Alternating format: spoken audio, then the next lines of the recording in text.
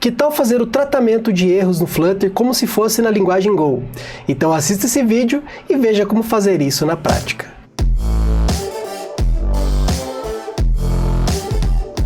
Fala galera, beleza?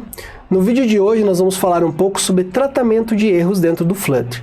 Eu vejo, conversando dentro das comunidades, dentro dos grupos aqui de desenvolvedores, que esse é um tema que sempre é difícil, sempre é tratado como um tema complexo dentro ali do desenvolvimento de um aplicativo em Flutter. Isso porque o Flutter ele vem evoluindo juntamente com a linguagem Dart, e com isso as abordagens de tratamento de erros vêm evoluindo e gerando novas possibilidades, desde o uso tradicional do try-catch, desde o uso de pacotes que acabam facilitando, por exemplo, a utilização de abordagens funcionais como o Either e o Result, mas hoje eu quero explorar uma funcionalidade que o Dart trouxe aí em algumas das últimas atualizações e que a gente pode trazer talvez uma abordagem que a linguagem Go utiliza para tratamento de erros de uma forma bem mais simples, por exemplo, que o tratamento lá com Result, com Either, etc., mas que a gente ainda tem uma abordagem um pouco mais simples para fazer o tratamento de erros.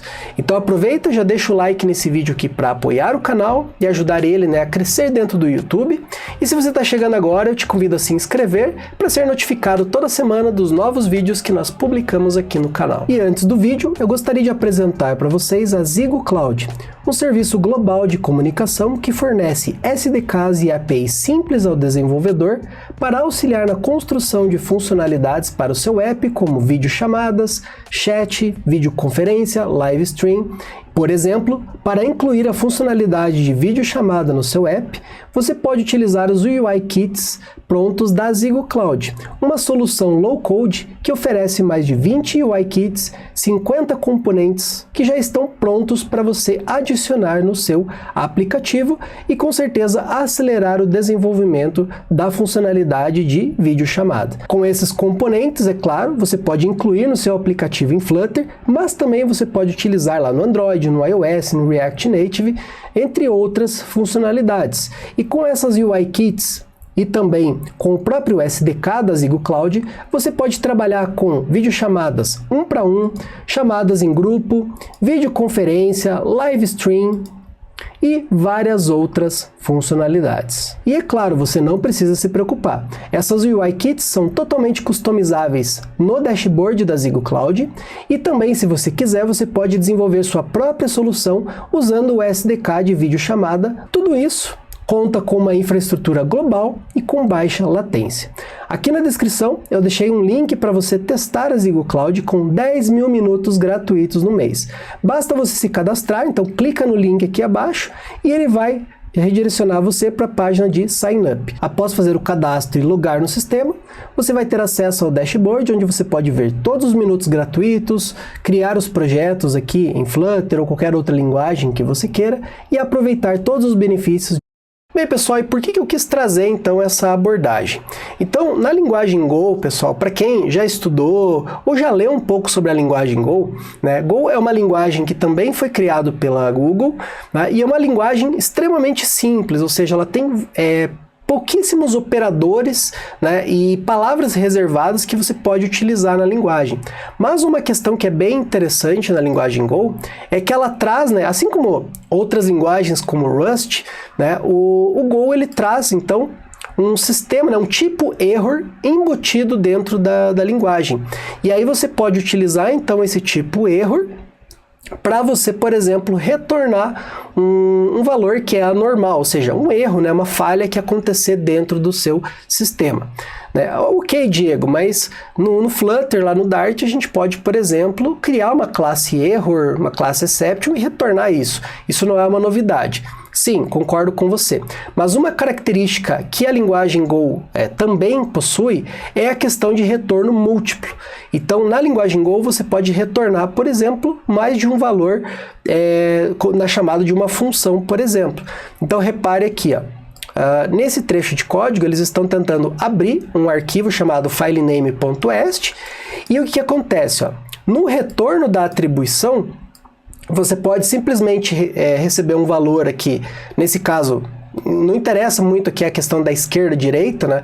Só significa aqui que você está retornando um valor na esquerda e um erro na direita. Mas veja que é interessante que você pode ter, então, um retorno múltiplo da linguagem. E como que se trata erro no Go? É exatamente assim. Você recebe, então, um retorno, né, de duas variáveis, uma delas que pode conter o erro. E aí você faz um if extremamente simples. Se o erro for diferente de nil, né, vamos dizer assim, que o nil, vamos supor que seja nulo, né, é um pouquinho diferente, mas vamos dizer que seja um nulo, então ele vai fazer o log aqui do fatal. Caso contrário, você vai executar uma determinada operação. E se você olhar, pessoal, todos os programas em Go, back-ends escritos em Go, né, a comunidade lá em Go sempre vai tratar erros dessa forma aqui. Você vai executar uma operação e você retorna dois valores, sendo um sucesso, né, um ok, e um erro, né, que é esse tipo error. E aqui você vai verificar, simplesmente se o erro for diferente de nulo, significa, né, que você tem um erro, então você pode mostrar uma mensagem, né, enfim, fazer algum controle com esse erro. Então isso aqui é bem interessante. Então vejam que são duas características, você tem um tipo erro embutido e você ter a possibilidade de retornar múltiplos valores, né?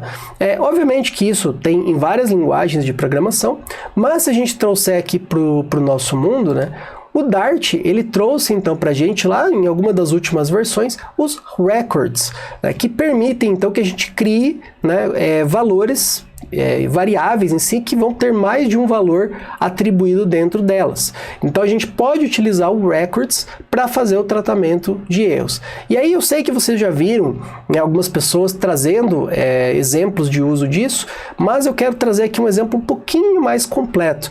Por quê? Uma grande questão, né, que muitos falam é que nos records você teria então que retornar o segundo valor, que seria o erro, né, que teria que ser um tipo nulo. Por quê? Porque esse erro, ele teria o erro ou seria um valor nulo. E eu vou mostrar para vocês uma forma aqui que seria talvez mais simples de você trabalhar com isso.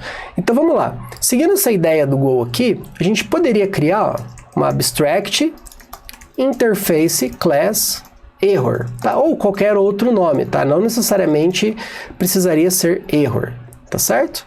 Ó, vamos ver aqui. Bom, agora o que eu posso fazer? Eu posso fazer duas classes finais. Uma que eu vou chamar aqui de failure, que seria meu erro customizado, que vai implementar o error. Aqui eu poderia ter uma message. E aqui eu vou fazer um construtor failure, que vai receber o this.message. Beleza? Ó, e agora o que eu vou fazer? Para que eu não precise ficar retornando um valor nulo e ficar comparando com um valor nulo, eu posso simplesmente criar uma outra classe, final class empty, que também vai implementar o error, tá? Simples assim, ó. Então agora o que eu faço? Eu vou retornar o meu objeto error, né? Então eu vou ter um tipo de erro, digamos assim, mas esse erro ele vai ser uma falha ou um valor empty, ou seja, um valor vazio. E aí eu não preciso, né, obrigatoriamente retornar um valor nulo, tá? Agora aqui na implementação vai ficar um pouquinho mais fácil da gente testar. Então o que eu vou fazer agora? Vamos supor que eu tenho uma computação que eu preciso fazer, tá? Então vamos chamar aqui de perform operation, ou qualquer outro nome aqui que vocês queiram dar, né? Qualquer outra função que vocês vão executar. Tá? Vamos chamar aqui de int num. Ó, beleza. E aí eu quero retornar, então, os dois valores, né? Então, se o número for válido, eu vou retornar esse mesmo número, né? Caso contrário, eu vou retornar um erro. Então, eu vou retornar um int, que seria o meu sucesso, tá? Ou qualquer outro tipo de sucesso que você queira retornar, ou eu vou retornar o quê? Um error, certo? Eu vou retornar, então, dois valores, um valor de sucesso e um valor de erro, tá? E aqui só para a gente simular, né? Então, se o número for maior do que 0, eu vou simular que a gente vai retornar, então, o quê? Eu vou retornar o número, e aí eu vou retornar o quê? Se eu sei que é sucesso, eu não posso retornar nulo. Então, eu vou retornar simplesmente um empty, desta forma aqui, ó. Caso contrário, o que eu faço? Ó? Eu vou retornar um valor, por exemplo, 0, tá? E aí eu vou retornar uma failure. E aqui eu posso passar, sei lá, um número deve ser maior do que 0. Beleza? Então eu posso trabalhar desta forma aqui, tá? Como eu falei para vocês, muitas pessoas, né, quando surgiu os records, acabaram falando, mas isso aqui é inútil, porque se eu for utilizar aqui o error, aí eu vou ter que ter aqui um error que pode ser nulo. E aí, ao invés de eu utilizar o empty aqui, ó, eu ia passar o null aqui, ó. Tá? É uma abordagem que funciona, mas aí você vai ter que verificar se o valor de retorno ele é nulo ou não. Vai funcionar? Vai, mas aí depende, né, de como que você, desenvolvedor ou do seu time, vai estruturar esse padrão de erros, tá? Eu recomendo essa abordagem que eu estou mostrando para vocês. Em vez de utilizar um valor nulo, você utiliza um tipo que você define, e aqui você pode passar uma classe que seria o empty, certo? Então é bem mais interessante, porque você passa então um objeto, né, vazio. Ah, professor, mas... E eu poderia aqui ter um sucesso? Poderia, se você quisesse, poderia ter uma classe chamada success que vai fazer um embed ali do resultado, tá? Então aqui a ideia é que, vamos supor que você tem uma classe que retorna uma string, que você tem uma classe que vai retornar um objeto user. Então aqui você teria o seu objeto user, como normalmente uma função retornaria. A diferença é que a gente está adicionando um segundo parâmetro para você poder retornar, então, um erro, tá? De uma forma type safe, ou seja, que você tenha uma segurança do tipo, né? Ou seja, sempre o segundo parâmetro, nesse caso aqui, vai ser um erro. Bom, como é que a gente testa isso agora? Então eu posso ter assim, ó, final, aí aqui eu vou chamar de OK, que seria a minha resposta, e eu posso ter aqui o erro, ó, recebendo o que, ó, perform operation, e aqui eu vou passar, por exemplo, o valor 0 só para vocês entenderem. E agora repare que eu tenho os dois valores para fazer o teste. Então eu posso fazer um teste, né, similar àquele que a gente viu ali na linguagem Go, ó. Então eu posso vir aqui, deixa eu só dar um enter aqui para subir para vocês. Então eu posso fazer o seguinte, ó, se err is failure, ó, se ele for uma falha, eu posso simplesmente fazer um print, erro, e aqui eu posso mostrar a minha mensagem, ó, err.message. Beleza?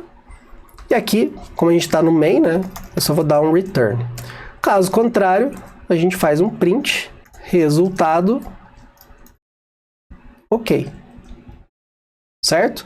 Então vejam que a gente acaba tendo um mecanismo aqui bem parecido, tá, com o da linguagem Go. É claro, pessoal, não é a mesma coisa, mas a ideia que eu quero trazer aqui para vocês, né, que vocês façam um tratamento de erros, né, sem ter que usar simplesmente o try catch, mas também que você não use o outro extremo, que é o either, e todas as funções e métodos que ele traz consigo para você trabalhar, né, ali com a parte do either mesmo, né, de você ter ali o left, o right, que você tem que trabalhar ali com fold, map.